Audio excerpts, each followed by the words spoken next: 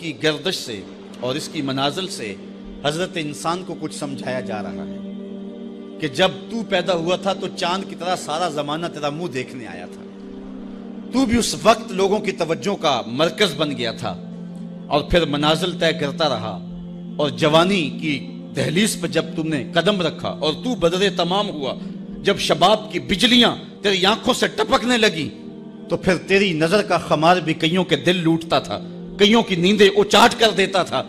جس طرح چاند جب جوبن پہ ہو تو چکور کا دل لرزتا ہے، اور سمندر میں جوار بھاٹا پیدا ہو جاتا ہے، لہریں اٹھتی ہیں، طوفان پیدا ہوتے ہیں، تو جب بندہ بھی جوانی کی دہلیز پہ ہوتا ہے تو وہ بھی طوفان اٹھاتا ہے، دلوں میں جوار بھاٹے پیدا ہوتے ہیں۔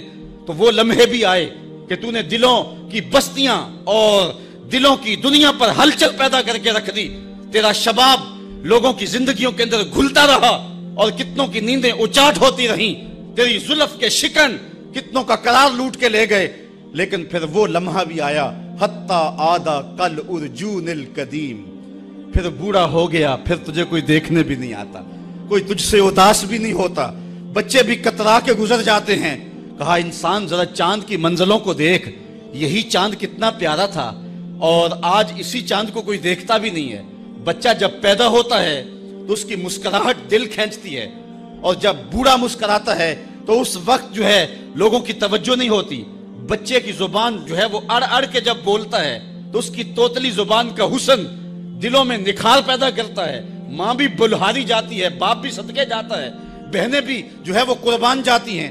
تو بچے کا ٹوٹا لہجہ اور توتلی زبان خوشیوں کی ایک لہر ہوتی ہے، لیکن جب بڑھاپے میں فالج کی وجہ سے زبان میں لکنت آ جائے، اب توتلا پن پیدا ہو جائے، اب زبان اٹکنے لگے، تو بچے بھی مذاق اڑاتے ہیں۔ ایک لمحہ وہ تھا کہ زبان توتلی تھی تو حسن تھا، آج لمحہ وہ گیا کہ حتی آدھا کل ارجون القدیم، کھجور کی ٹہنی سے جب پھل توڑ لیا جائے، اب اس ٹہنی کو کون پوچھتا ہے؟ جب تک پھل آیا نہیں تھا وہ ٹہنی اچھی لگتی تھی، مالی سنبھال کے رکھتا تھا، جڑوں کو بھی پانی دیتا تھا، اور خیال کرتا تھا کہ کوئی ایسا نقصان نہ ہو کہ یہ پودا جو ہے وہ مرجھا جائے۔ پھر جوبن پہ آیا، اور جب کھجوریں لگیں تو اس نے پھر رسیاں بھی باندھی اور کھجوروں کو سنبھالنے کے لیے سب کچھ کیا۔ پھر جس دن اس نے اس ڈال سے پھل کاٹ لیا، اب وہ کھجور اجڑ گئی، اب اس کی وہ ٹہنی بے توقیر ہو گئی۔ انسان کی زندگی کا جب شباب لٹ جاتا ہے اور بڑھاپے میں جب وہ کسی قابل نہیں رہ جاتا، تو پھر اس کی بھی یہ مثال ہے، حتی آدھا کل ارجون القدیم، جیسے کھجور کی پرانی ڈال ہو۔ اپنی نظر اور شرمگاہ کی حفاظت کریں۔ اس دور کا سب سے بڑا فتنہ یہ ہے کہ نگاہیں پاک نہیں رہی، نگاہیں غلیظ اور گندی ہو گئی، شرمگاہوں میں وہ تقدس نہیں رہا ہے۔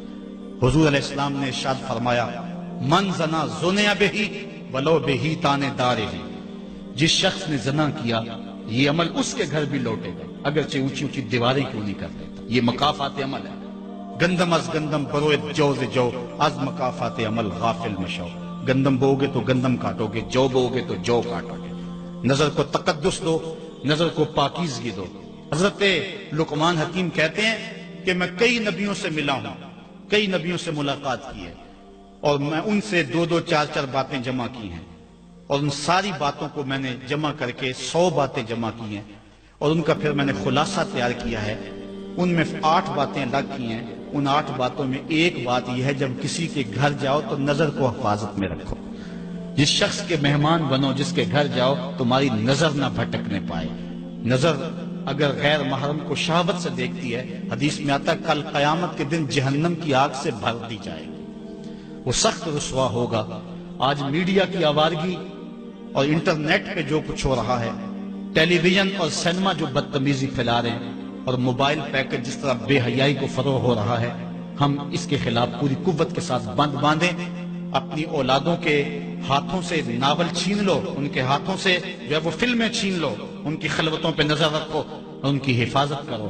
جس شخص کی نظر پاک نہیں ہے اس کے من میں طہارت نہیں آ سکتی ہے، دل پاک نہیں ہے اس کو جو ہے وہ باطن کا نور نصیب نہیں ہو سکتا۔ وائے قوم کشتائے تدبیر غیر، کار او تخریب خود تعمیر غیر، از حیا بیگانہ پیرانے کہن، نوجوانا چوں زنا مشغول تن. کتنی حکمت والی بات کہی اقبال نے.